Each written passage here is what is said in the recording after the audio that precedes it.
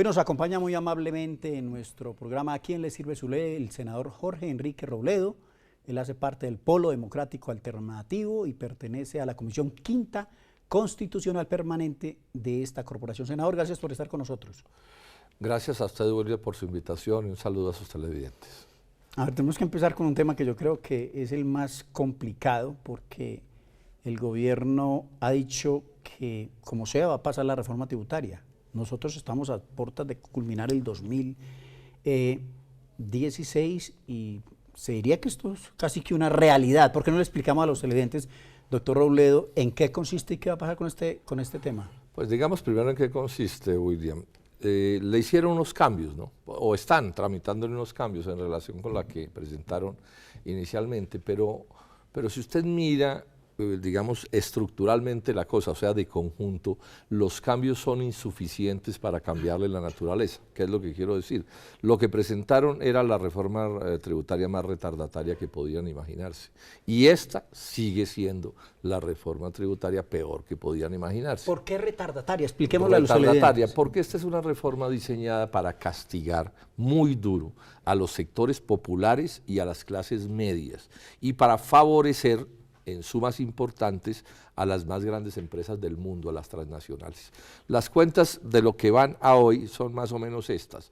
Los impuestos a los sectores populares y a las clases medias, por el lado de IVA y gravamen a los combustibles, van a subir por ahí en unos 8 billones de pesos. 8 billones de pesos. En tanto que los impuestos a las más grandes empresas, y enfatizo en las más grandes, las transnacionales, porque si se los disminuyen a las pequeñas y medianas no hay problema. Vaya y venga. Pero eso es una proporción muy baja. Lo principal, unos 2 billones de pesos, sí, o un poco menos, con los ajustes de ahora, van a disminuírselos a esas empresas. Entonces, pues la reforma es regresiva. ¿Por qué? Porque grava más, castiga más a los que menos tienen y favorece más a los que más tienen. Pero a ver, yo voy a ser de abogado del diablo, Sí. porque pues de algún modo pues solamente está invitado usted, doctor Jorge Enrique Robledo. El tema es que el gobierno dice que con la disminución del precio del petróleo les tumbó, no sé, 25, 30 billones de pesos. Hay un hueco supremamente grande. ¿Qué hacer? Lo que pasa es esto, la naturaleza progresiva o regresiva de una reforma tributaria, la Constitución ordena que sea progresiva. Es el problema de quién paga los impuestos, no en qué se va a gastar la plata. El gobierno nos enreda, el gobierno nos revuelve con quién pone la plata a en qué se gasta. Y hablan de en qué se gasta, y claro, siempre hay causas nobles en qué gastarse la plata, que la salud, que la obesidad, que los viejitos, que el medio ambiente, que no sé qué, pero es que eso no es lo que se discute en las reformas tributarias. El debate serio en una reforma tributaria es quién pone la plata. ¿Quién la paga? ¿Quién la paga? Obvio, es que de eso se trata. ¿En qué se gasta la plata? Es un debate que se debe hacer cuando se vota el presupuesto, por ejemplo. Otro debate. Ese es otro debate distinto. Entonces, cuando el gobierno nos revuelve, ¿sí?, el afán que tiene de recoger una plata, las causas nobles que se inventan, porque ellos son los tigres para inventarse causas nobles, nos tapan quién la paga. Y resulta que el debate nuestro, que es el principal, que es el seno y las rebotas en las reformas tributarias, es quién la paga, y esta la pagan los de abajo y las clases medias, luego es regresiva. Las pagamos nosotros. Pero a ver, doctor Robledo, uno de los temas más importantes, diría yo, los expertos, la gente que sabe más de esto, porque uno no profundiza, uno pues, más o menos entiende el tema, pero dicen que si aquí se cobrara, no habría necesidad de ninguna reforma tributaria. O sea, si la DIAN tuviera dientes y le cobrara realmente a los que evaden la responsabilidad de pagarle, de tributarle al Estado, no necesitaríamos reforma tributaria. Eso es exactamente así. Entonces eso hace peor esta historia, porque se necesitan recursos en buena medida, porque muchos de los que deberían pagar, y me refiero a los que tienen la plata grande, no pagan. O sea, la evasión en Colombia en renta de empresas puede ser del 25%, en personas naturales puede ser del 50%. Un exdirector de la DIAN decía que había 100.000 millones de dólares ocultos en el exterior, en paraísos fiscales, que no pagan impuestos en Colombia. Si esa plata pagara impuestos en Colombia, recogerían 19 billones de pesos. ¿Por qué y no si pasa? en esta reforma van a recoger 7 u 8, sí, pues lo que está pasando es que lo que hay que trabajar es en esa otra dirección. ¿Por qué no lo hacen? Porque hay una especie de alcahuetería. En Colombia lo cierto es que los sectores más poderosos de la economía, incluidas las transnacionales, los grandes poderes, han contado con la alcahuetería alcahuetería del Estado desde siempre. Este es un país lleno de evasores de impuestos. Fíjese usted lo que pasó con los famosos papeles de Panamá, un escándalo de estos días. Varios encopetadísimos de Colombia, ministros y candidatos presidenciales aparecieron ahí y a eso le echaron tierra rapidito y nadie volvió a hablar de ese asunto y eso se tapó. Y estamos hablando de sumas enormes de impuestos que ellos no pagan y que sí pagan la gente sencilla de Colombia. Vamos a suponer, doctor Jorge Enrique Robledo, usted le presentó el nombre suyo a consideración de los colombianos para la próxima presidencia del 2018. Usted es senador de la República y ha tenido una de las más altas votaciones para el Congreso de la República. Si mañana el pueblo decide que el presidente va a ser Jorge Enrique Robledo, ¿qué haría para que de algún modo no pase lo que está pasando hoy con el tema tributario? O sea, lo primero que habrá que establecer es un criterio y es que deben pagar más impuestos los que más tienen y nada los que no tienen nada y menos los que tienen menos. Ese es un criterio democrático, esa es la progresividad. Pero eso no es un quiste muy complicado. Bueno, pero es lo que hay que atender, o sea, si hay una cosa que hay que enfrentar duro en Colombia, y yo lo haría si llego a ser presidente, es la corrupción. O sea, la corrupción en Colombia es bárbara, pero bárbara, y se hace con la alcahuetería de los que están en el Estado colombiano. Ahí está saliendo en este momento por librerías un libro mío sobre corrupción, y yo en ese libro recuerdo 5 de mis grandes debates sobre corrupción en Colombia, Reficar y otros, y hago una introducción donde explico esto. Aquí hay una actitud de alcahuetería con la corrupción y con los corruptos. Es más, mire lo que estoy diciendo en ese capítulo que le menciono, que en Colombia siempre hemos dicho, echa la ley, echa la trampa. Bueno, y ojo lo que dice la introducción, de echa la ley, echa la trampa, a introducir la trampa en la ley. ¿Qué es lo o sea, que este refinamiento es tal que ya están metiendo la trampa en la ley, o sea, la corrupción la están legalizando. Y no es muy grave, sabiendo que esas leyes las aprueban aquí en el Senado y en la Cámara. Y la alcahuetería. Entonces, por ejemplo, en Colombia, los contratos sastre, las licitaciones sastre, los concursos sastre, eso es todo nivel, famoso. pero a todo nivel, alcaldes, gobernadores, y eso diputados. lo sabe todo el mundo y se hacen los locos. El presidente de la República defiende la mermelada como si fuera un simple acto de gasto público y todos sabemos que en la mermelada hay un factor de corrupción descomunal. En Colombia se llenó de licitaciones donde solo participa un oferente. Bueno, la privatización de Isagen se hizo con una subasta de uno. Violaron hasta la definición del diccionario. Aquí acaban de inventar las subastas de uno. Yo hice una denuncia gravísima sobre eso, está en el libro que he mencionado. Entonces, claro, aquí hay un problema gravísimo, pero es que el problema no es un castigo del cielo, sino que lo han introducido los malos gobiernos que hemos padecido. Han permitido. Sí. Pero ¿qué pasa con la Contraloría, la Fiscalía, la Procuraduría, las CIAs? Eso? Están muy infiltradas por la corrupción, eso también hay que decirlo, pero la normativa, le quiero insistir, está tomada por la corrupción. Sí, las normas, o sea, aquí hay, esto suena como absurdo decirlo, pero es la única manera de explicar haciendo, aquí ya hay mucha corrupción que es legal. Por ejemplo, el escándalo de Reficar, toda esa inmensa cantidad de plata que se perdió, y cuando miramos en detalle, y no solo yo, lo digo la Contraloría, se descubrió que todo lo hicieron con unas normas de contratación privada que facilitan la corrupción. Pero cuando fuimos a ver, que les permite, cuando fuimos a ver por qué el gasto público con normas de empresa privada que facilitan la corrupción, resulta que hay otra norma que permite que en ciertos casos, como el de Reficar, puedan gastarse la plata del Estado con normas de la empresa privada para facilitar el robo de los corruptos. No hay derecho. Estamos con el senador Jorge Enrique Robledo del Polo Democrático Alternativo. Vamos a unos mensajes institucionales y regresamos. ¿Sabe usted cuáles son las funciones del Congreso? El Congreso de la República de Colombia desarrolla múltiples funciones esenciales para el funcionamiento de nuestra democracia. Estas son asignadas por la Constitución y la ley. Tiene, entre otras funciones, la función de reformar la Constitución mediante actos legislativos. Además, crea, modifica y anula las leyes. Así, el Congreso establece, por ejemplo, cómo se van a invertir los recursos de los colombianos. También tiene la facultad de citar a ministros y a otros funcionarios públicos para indagar, obtener información y exigir acciones frente a su gestión. El Congreso elige a algunos de los altos funcionarios del Estado. Además, puede, si es el caso, investigarlos y juzgarlos. Encuentra más información en nuestro portal web. Canal Congreso. Aquí vive la democracia. Senador, pero yo reitero nuevamente, porque me parece sumamente importante, pues a usted no solamente lo respetan en el Congreso de la República, en el Senado y en la misma Cámara, sino el país ha visto que usted de todas maneras tiene unas muy buenas maneras para el tema de la política y que pues con sus debates no solamente ha denunciado, sino que ha hecho un sinnúmero de debates que han llevado que finalmente usted tiene la razón.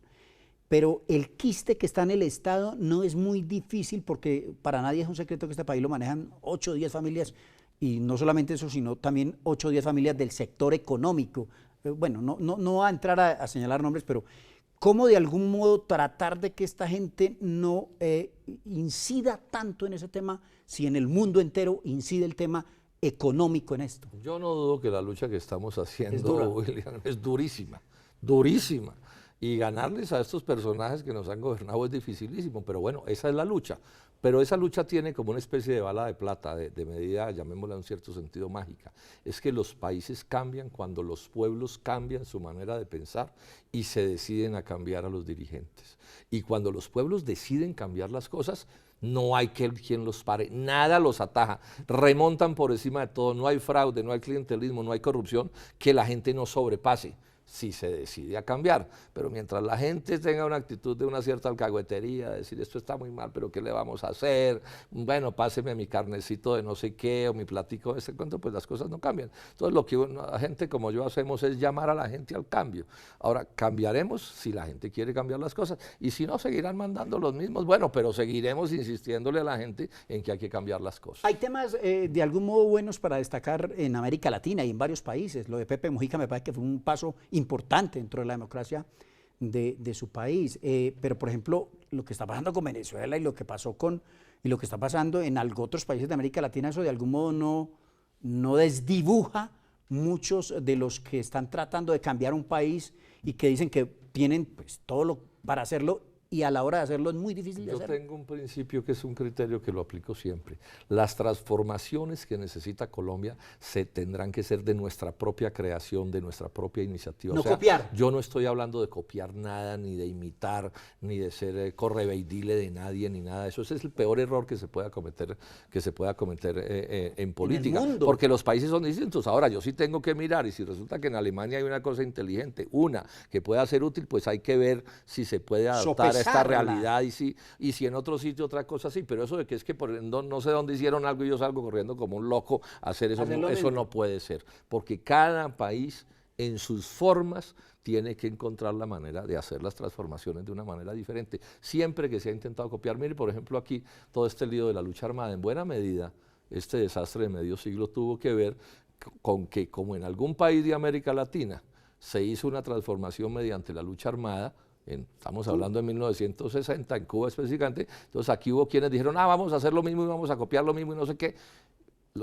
Y no les salió, pero lo grave es que se descubrieron, se demoraron 50 años en darse cuenta que por ahí no era la cosa y no se puede nunca. Entonces, conmigo tengan una tranquilidad, yo no soy un copietas para ponerlo en ese sentido. No. Hay que mirar cada cosa y hay cosas de otros sitios que uno puede mirar, pero nuestra transformación es la nuestra, no la de otros.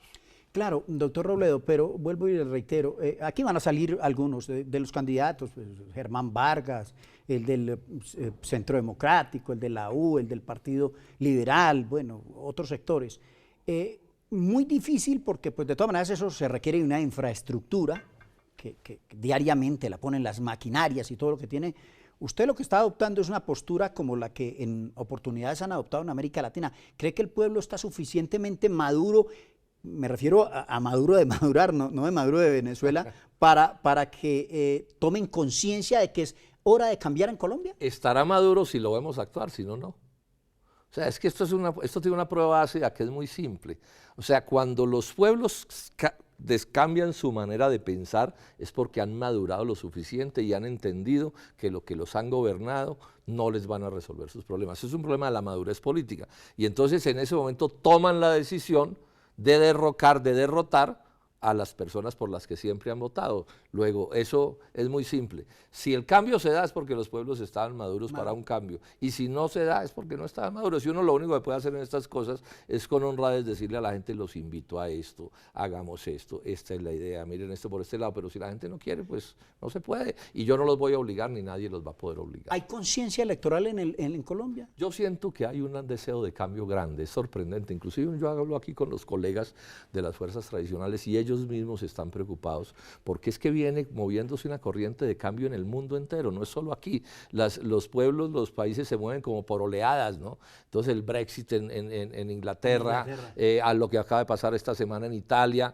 el triunfo de Trump en Estados Unidos. A mí no me gusta Trump y eso no va a arreglar el problema, pero sí nos dice que los pueblos del mundo están diciendo lo que hay no sirve y andan buscando soluciones. Entonces lo que le estamos diciendo es, aquí hay unos que llevamos toda una vida diciendo esto hay que cambiarlo y venimos diciendo cosas que la vida nos demuestra que nosotros teníamos la razón y no ellos. O sea que nosotros estaríamos en capacidad de encabezar ese cambio. Pero al final será ya el ciudadano que está en su casa, la señora, el joven, etcétera, el que dirá, bueno, sí, cambiamos o no cambiamos. Lo de Inglaterra y lo de Estados Unidos, toco el tema de Estados Unidos porque me parece sumamente importante. Sin duda alguna, uno de los aliados más grandes que tenemos nosotros es Estados Unidos. De hecho, nos han dado pues no sé cuántos miles de millones de pesos y de dólares.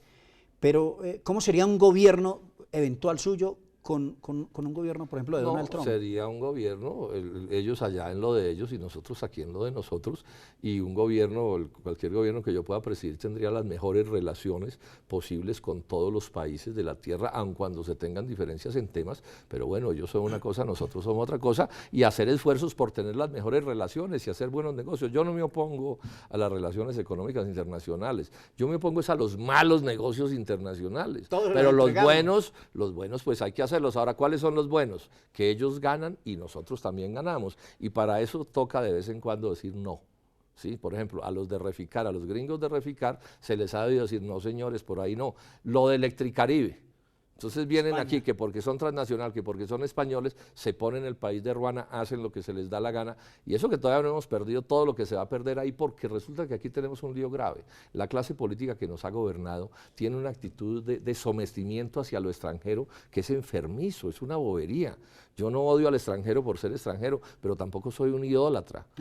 Ni soy un idólatra ni de mi hermano, ni de nadie. Uno tiene que oír a todo el mundo y mirarle a ver, William, usted tiene razón, yo se la aconsejo, pero si no la tiene, tengo que decirle, pues no la tiene. Y por esto y esto, claro, y argumentamos, y conversamos y miramos a ver cómo se tratan las cosas. Es una cosa así de simple. El tema del polo democrático de algún modo se ha ligado a varias alcaldías, unas de ellas buenas, otras fallidas. Bueno, son muchos los temas. ¿Cómo deslindar el polo democrático de ese desastre, lo estoy diciendo, de Bogotá, y que de algún modo pues nos vimos perjudicados muchos colombianos? ¿Cómo deslindar eso del polo democrático del tema? Digamos que eso fue un desastre, y a mí ese desastre me avergüenza, le he pedido excusas al país Muchas en todos veces. los Aquí Yo directamente no tuve nada que ver con eso, esas son cosas que ocurrieron que yo no sabía que estaban ocurriendo, yo no hice parte en detalle de esa administración. Pero si el polo ayudó a elegir a Samuel, claro, eso sí, estamos respondiendo por eso, pero de ahí a que cada persona del puede. polo no. Entonces, pero además yo digo esto, la gente logra entenderlo. Mire usted que en las elecciones pasadas, después de eso que pasó en Bogotá, que no ha debido pasar, yo fui el senador más votado de Colombia, el más votado de Colombia. He sido escogido por un panel de líderes de opinión 5 veces seguidas, 5 años seguidos, como el mejor senador. Entonces fíjate que la gente es capaz de separar una cosa de la otra. Lo que pasa es que nuestros enemigos que son vivos son los que no dejan de separar, ¿cierto? Claro, claro. Entonces las cosas de ellos las tapan y nadie habla de ellas, y las de nosotros pues son inolvidables. Mire que estoy haciendo este comentario.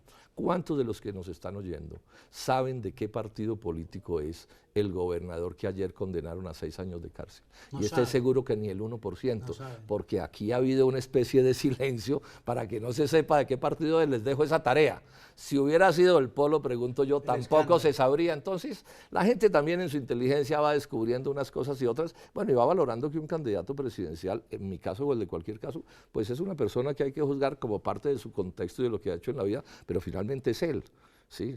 Finalmente, bueno, mi nombre está sobre la mesa, mi historia está ahí, analicen, juzguen, yo no tengo rabo de paja en absolutamente nada, yo no hago negocios, o sea, yo no soy una persona que se parezca a la clase política colombiana, entonces yo aspiro a que los colombianos, en mi caso, bueno, y en el caso en que quieran, sean capaces de discernir una cosa de la otra. Estamos con el senador Jorge Enrique Robledo, senador de la República, y quien hace parte del Polo Democrático Alternativo. Vamos a unos mensajes institucionales y regresamos.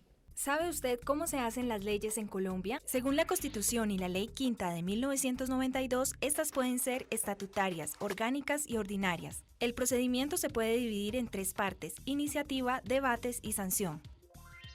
¿Quiénes pueden presentarlas? Cualquier congresista, algunos altos funcionarios del Estado y los ciudadanos a través de la iniciativa popular. Después de presentado el proyecto de ley, este debe superar 4 debates en el Congreso. Estos debates inician en una de las comisiones de acuerdo a la temática del proyecto de ley. Luego pasa a ser debatido y votado en la plenaria de la respectiva Cámara. Posteriormente, el procedimiento de debate se repite en la otra Cámara. Al ser aprobado en los 4 debates, el proyecto de ley debe ser sancionado por el presidente para que entre en vigencia y se convierta en ley de la República. Encuentra más información en nuestro portal web. Canal Congreso. Aquí vive la democracia. Senador, otro tema que de algún modo pues, le da temor a la gente, o la gente, yo pues me toca hablar diariamente con muchas personas, no solamente en Bogotá, sino en Cali, en Medellín, por mi trabajo, y es que de algún modo mezclan o diferencian el tema de Venezuela del tema de Colombia.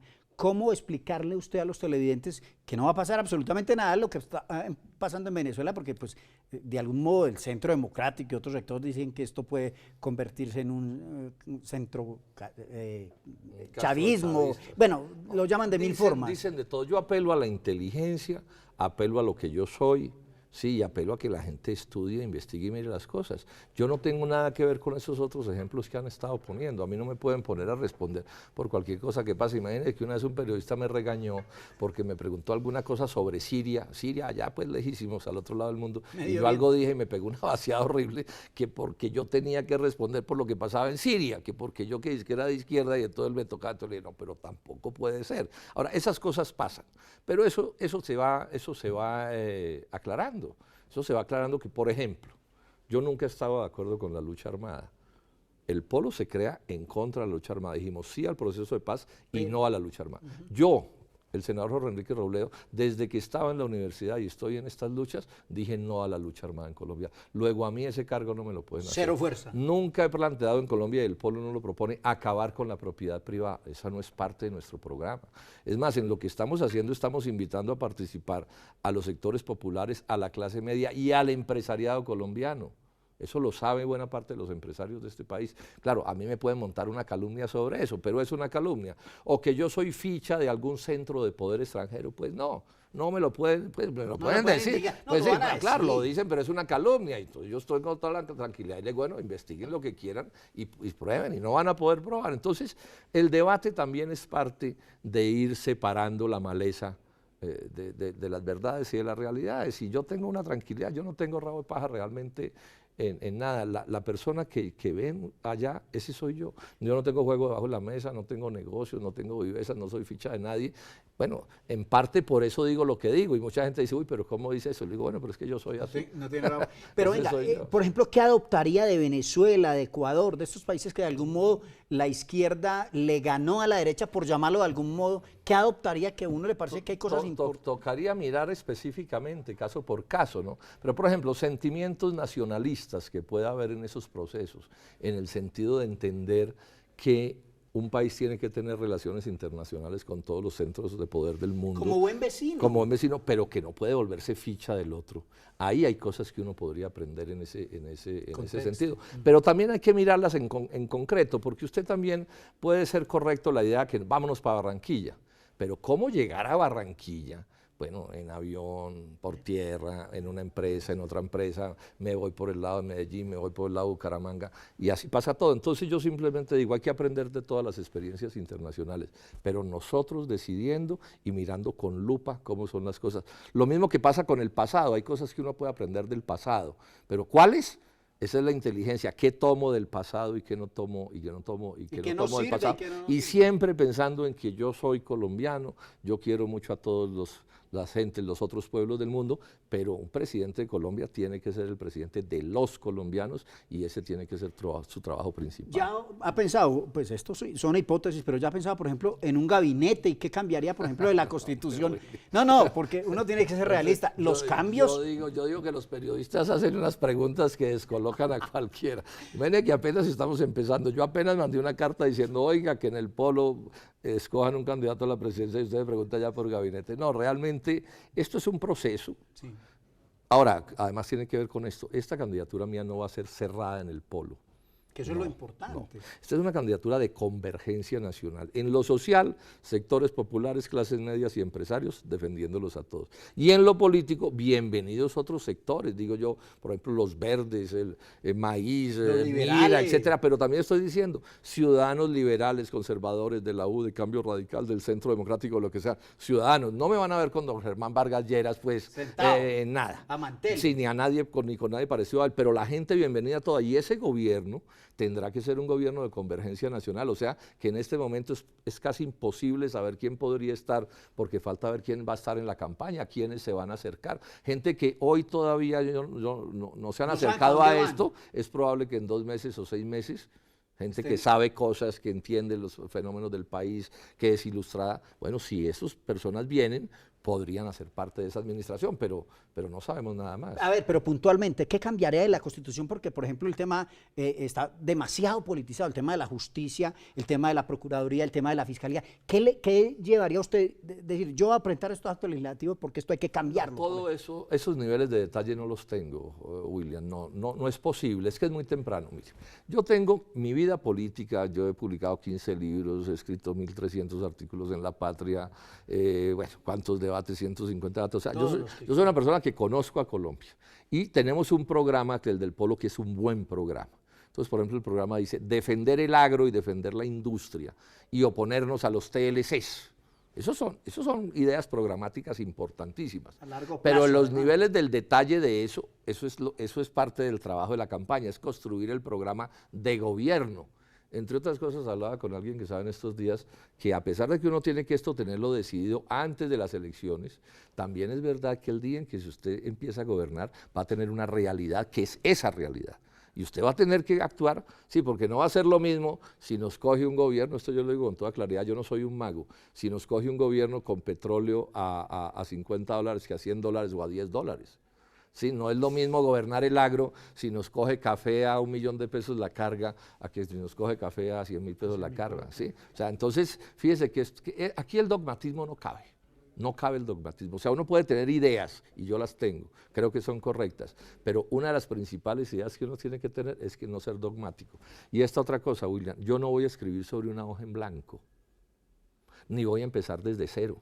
O sea, uno es aquí. Usted ya hizo un trabajo. No, pero digo desde cero en el país. En la administración. El país tiene 200 años o 500 años hacia atrás. Ahí hay una serie de realidades. Vamos a ver cómo se enfrentan. Muchas de ellas hay que seguirlas. Claro, habrá cosas que usted quisiera modificar, pero que usted tampoco lo puede modificar todo el mismo día.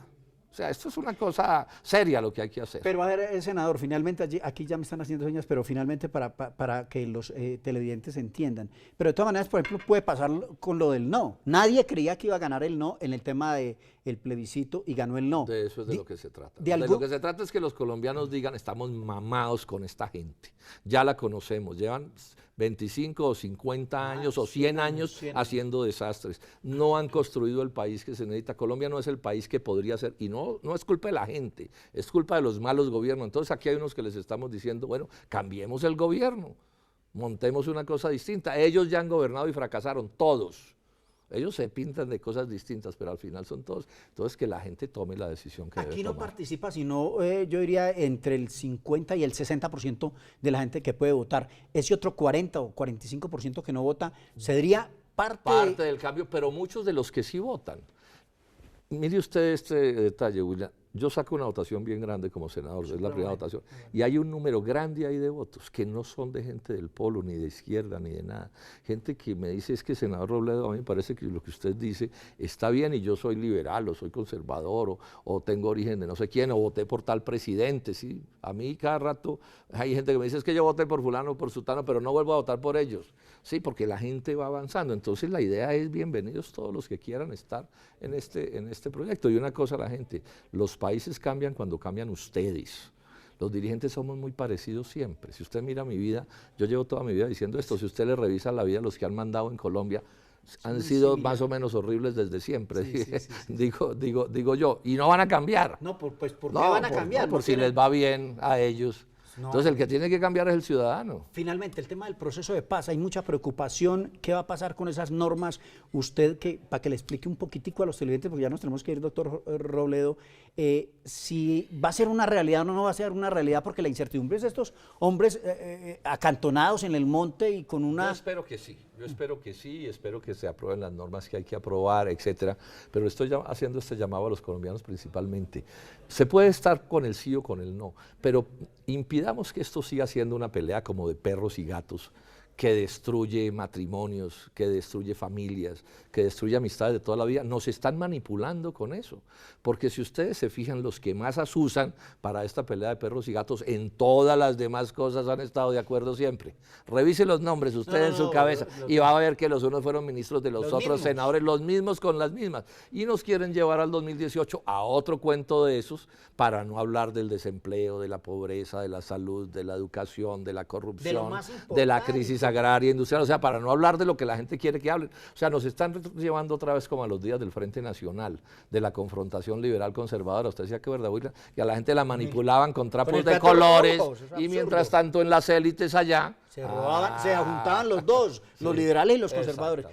Finalmente, pero ¿cree que esto, en cuanto le podemos decir a los colombianos que ya pues las FARC van a empezar a entregar las armas, a desmovilizar? Yo espero que cuanto antes, porque la gran ganancia de esto que está sucediendo es desarmar a las FARC y que ellos se reintegren a la vida civil como ciudadanos comunes y corrientes. Pero en este momento es difícil saber, ni siquiera sabemos cuál va a ser la norma con que se va a tramitar las normas que hay que tramitar, entonces es difícil, pero bueno, esperemos que sea rápido porque el tiempo corre. Pero los ve ya aquí en el Congreso, pues de algún modo participando. Sí, esos son los acuerdos y claro. Y sería lo más adecuado. Eso se puede discutir, pero digamos que eso no hay que volverlo una guerra civil ni una guerra a muerte. A usted puede o no gustarle, pero si están aquí, pues serán otros más. Negociemos. O sea, 4% de congresistas de las FARC tampoco van a cambiar este país, ni en un sentido ni en otro. Esos son cuentos que le echan a la gente. Entonces, bueno, se puede seguir debatiendo ese tema, pero salgámonos de la pelea de perros y gatos, pensemos con cabeza fría y miremos las otras cosas que nos han pasado y miremos quiénes nos tienen como nos tienen. Senador, muchas gracias. Aquí esto se vuelve muy rico, pero pues el tiempo es oro. Muchas gracias por haber estado con nosotros. A usted por su hospitalidad, William, y a sus televidentes un saludo muy cariñoso.